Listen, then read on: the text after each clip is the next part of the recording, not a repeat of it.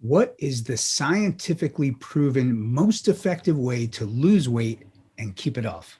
You know what? There are a lot of diets that have proven effective in weight loss. You can lose weight in a lot of ways. I can remember back in the, no, I can't remember. I can remember seeing, I can remember seeing ads from back in the 1920s. I wasn't born till the 50s. So from back in the 1920s, where they were encouraging people to smoke cigarettes to lose weight. And smoking cigarettes is actually a fairly effective way to keep weight off or to lose weight. It doesn't make it a good idea. It'll kill you. So to me, the bigger question is, what is the most healthful way to effectively lose weight? And the answer is simply a diet that will keep you the healthiest for the longest period of time. And there are so many reasonable steps that people can take to achieve and maintain a healthy weight for life. Number one, eating a nutrient-dense, high-fiber, whole food, plant-based diet. Number two, eating a diet that's less calorically dense. So you can still enjoy eating lots of food without eating excess calories. So, you know, like a tablespoon of fat has 120 calories. Well, you could eat 10 or 15 cups of greens for that number of calories and feel like you're actually eating something. You want to up your intake of non-starchy vegetables and fruits. I would say 9 or 10 servings a day at a minimum, including whole beans and legumes, at least 1 serving a day. Just boosts your fiber intake so much, helps to keep you full for longer with very little fat. The other thing that I think people can do is to keep their grains intact. And this means basically not eating foods that are made with even whole grains that are processed.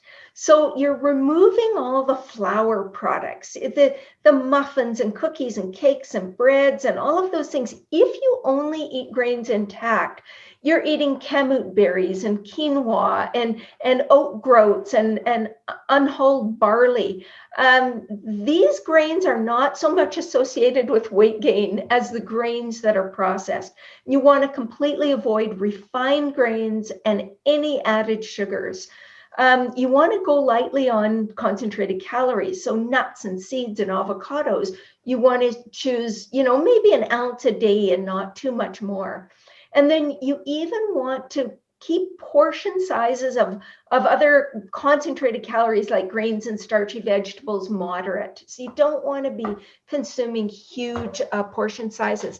You want to not overeat. You want to learn to listen to your body in terms of its hunger cues and its satiety cues as well. So you're not eating when you're not hungry. I would suggest not eating between meals at all. And I would also suggest that people stop eating after supper. I think it's ideal if you have about 12 to 15 hours between supper and breakfast. So if you eat your dinner at 6 o'clock at night, you eat your breakfast at 8 o'clock the next morning, that's awesome. You've got 14 hours between those meals, and it gives you kind of that period of, you know, sort of time restricted feeding. It's like a modified fast, if you will. The other thing that's really important is don't drink your calories, because when you drink your calories, it doesn't register with your appetite control center the way eating solid foods does. I think having a smoothie to replace your breakfast meal is okay if that keeps you full till lunch. But if it doesn't, then you want to be eating those foods instead of blending them in a smoothie. And then you want to be drinking water as your primary beverage of choice. 0 calories, a very, very good choice. And then there's one thing that I'm going to say that I know is a little bit more controversial, but I would say if you are not averse to this idea, weigh yourself every day. And the reason I say that is that the science essentially supports that people that weigh themselves every day are better able to maintain a healthy weight over time.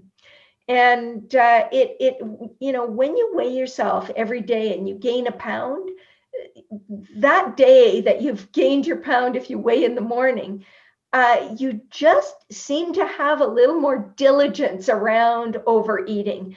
You just are trying to cut back naturally. And you know, I know of several people who have, like, I think of my mom and one of my dearest friends who have maintained their weight, and myself for that matter, over time. So my mom was, I think, 126 pounds when she got married about 60 years ago. Actually, it was more than 60 years ago. She still weighs between 126 and 130 pounds. And, you know, she's weighed herself every day her entire life. And she just cuts back. And I do too. I find if I gain a little bit of weight, it's just really simple for me. I don't have treats that day. I don't have the extra little, you know, treat that I've made. I have my meal, and for dessert, maybe I have an orange or something like that. And that seems to do the trick. So I think it's a good idea to do that. And then finally, I would say, don't forget the exercise piece. I think it's really important to include exercise in any good program for weight loss or weight maintenance. Why was it important for you to come speak here at the Real Truth About Health conference? Well, I would say the main reasons are the Real Truth About Health conference is the one conference that I can think of that is offered to the public free of charge. It's accessible to people all around the world, and it's accessible on platforms that people have access to. So the reach is just incredible. It's a wonderful opportunity to educate people on a very broad scale. And for me, I love the idea that people who don't have access or are not able or cannot afford to travel to a conference have access to something like this free of charge. So I'm so grateful for that. And we are grateful for you. You've been with us every year, and we appreciate it, as does our audience very much. So thank you for all your great work. Congratulations on your new book. Thank you so much. And thanks for all of your time, Brenda. Great to see you again. Well, thank you very much, Ben. Take care. Be well. You too.